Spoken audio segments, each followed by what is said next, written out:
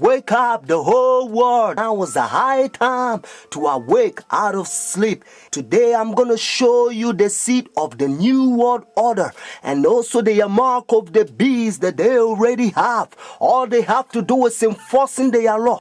The whole thing is tied with religion. That's why Revelation chapter 13 verse 17, the Bible says no one can buy or sell. Notice. It's a great honor for me. Thank you so much. Friends, I'm going to give you a little history and then I will tell you the power behind the scene, the new world order. Constantine was the one who united the church and stayed together. Notice, during dark ages, pagan Rome, when he marched them to Tiber River, they said they was baptized. So when they came to the church, they was idol statue worshippers. So when they brought their statues in Roman Catholic Church, they start naming them Christian name, Jupiter and all this thing. They call them Peter and Rosary and all this paganism that they brought to Roman Catholic Church. And some of the Christians they don't like, so they protest against. That's why they call them Protestants or Protestant. So they set up their Jesuit order during 1500. The reason they said their Jesuit order is to destroy the Christians that they protest against their paganism. They also infiltrate the state to control the whole world. They created Masons and now they got Skull and Bones, the Illuminatis, all them secret societies, friends. They control the whole world. And what is Obama and all them powers, they all belongs to secret societies. I love everybody. I don't have a choice if I want to go to heaven, but I got to tell you the truth because the whole thing is tied with Bible. The church and state is going to unite in the last days and they will bring the mark of the beast that the Bible says. So notice. You came from circumference higher than them. I did, your old country. Yes. And it was successful. Successful, we have some decisions. It's not so easy in this place. The Iraq War has been another foreign policy challenge, beginning with John Paul's papacy. Other foreign policy priorities for Benedict include pushing for peace in the Holy Land and decrying rising secularism in Europe. He's also been quietly working to establish relations, something that was not possible during the last papacy, largely because of John Paul's role in the fall of communism in Poland. The Chinese obviously didn't want John Paul II running around China doing the same thing.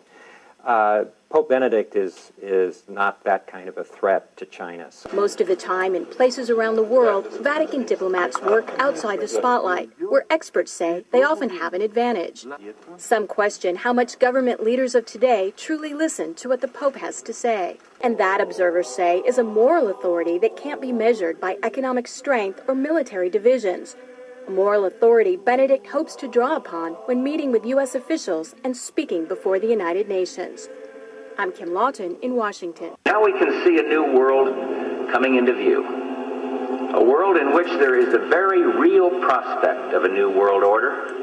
Pope Benedict XVI is calling for a new world financial order. A document entitled Charity and Truth was released just hours before the G8 summit. Friends, the Jesuit order, they also infiltrate every religion, especially Sunday churches. That's why Revelation chapter 17 called this power whore. Notice, the mother of harlot. Jesus Christ is the one who died for the whole world and he's drawn everybody to himself. But this power, they don't want you to go to Jesus Christ. They want you to go to them and confess your sin to them. So notice what Revelation chapter 18 says. And they also infiltrate the kings, presidents. So notice. And he cried mightily with a strong voice, saying, Babylon the great is fallen and is fallen, and is become the habitation of devils, and the whore of every foul spirit, and the cage of every unclean and hateful bird. For all nations have drunk of the wine of her fornications. And notice, and the kings of the earth have committed fornication with her. Friends, now I'm going to tell you their mark. Notice this power, the mark of the beast. Because notice, if the Bible says the mark of the beast, means this power has a mark. The beast is a language that God is using for this power. And they themselves, they says in their own book, the book of Catechism, the old version, notice, they says Sunday worship is their mark of authority. The new version, they don't use the word authority, but at least, thank God, they still admit it. Even the new version of Catechism, they still says they changed the Sabbath from Saturday to Sunday. Friends, the mark of the beast is not worldly speculations that sometimes you hear. Some people says, well, it's computer chip, but unfortunately you don't find in the Bible. And some people says, it's 666. But according to Revelation 13 verse 18, actually 666 help you to find the beast. What I mean is to identify the beast. But the Bible says the mark. The reason why I repeat and I kind of stretch it because I don't want you to miss it. It's a deception. Notice the mark of the beast. It's clear. It means the power, the beast has a mark to change the Sabbath from Saturday to Sunday. But unfortunately, Sunday churches, they adopt sun worship day for so many years. They don't want to get rid of it.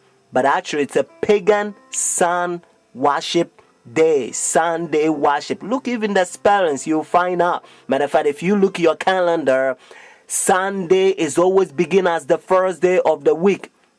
Unfortunately, they will skip, and some people, they don't know, they will count Monday as the first day of the week, because according to Revelation chapter 12 verse 9, the devil would deceive the whole world. So it's a deception. So a lot of people, the devil, he's in the process blinding the people, including the Christendom.